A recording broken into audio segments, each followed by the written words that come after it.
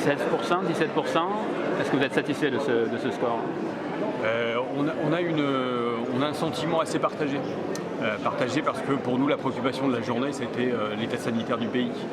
Et on a été alerté un petit peu partout en France par des gens qui ne voulaient pas aller voter parce qu'ils n'avaient pas envie d'être dans un bureau de vote, par des rumeurs sur la suppression du second tour, sur le confinement au milieu de la semaine prochaine.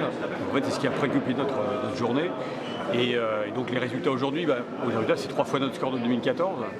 Donc c'est globalement un satisfecit, je pense, au mandat qu'on a pu exercer en tant qu'élu écologiste, une reconnaissance de cet engagement-là.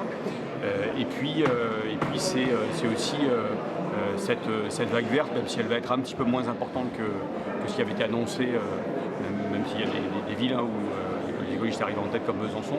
Globalement, on sait que les scores seront un petit peu plus en retrait que la vague verte. Donc on est un peu mitigé. Si vous parlez de satisfecit sur le mandat passé, ça veut dire, est-ce que vous vous projetez sur d'éventuelles discussions et un ralliement à Jean-François Fontaine?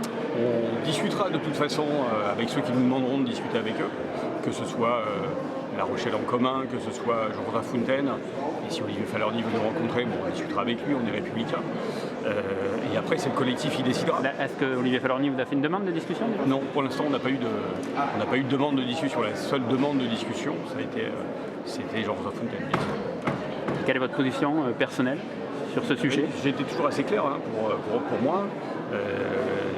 Ni falorniste, parce que quand je vois les méthodes qu'ils utilisent pendant une campagne électorale, en collant le dimanche matin, dans la nuit de samedi et dimanche, alors que c'est illégal, contrairement aux règles des scrutins, on se dit qu'ils sont capables de tout, et j'ai pas envie de voir à la mairie de La Rochelle des gens qui sont capables de tout. Mais j'ai dit aussi que ma ligne rouge à moi, personnellement, c'était le soutien de La République En Marche à une liste portée par Jean-François Fontaine. J'appartiens à un parti politique qui n'est pas du tout d'accord avec les orientations menées par le président de la République. Donc nous serons extrêmement partagés, et les discussions promettent d'être longues. Qui va décider au sein du collectif? Combien de personnes? Un vote. On est à voter à ceux qui sont engagés, plus écologistes. On a à peu près 75 à avoir la possibilité de s'exprimer pour décider.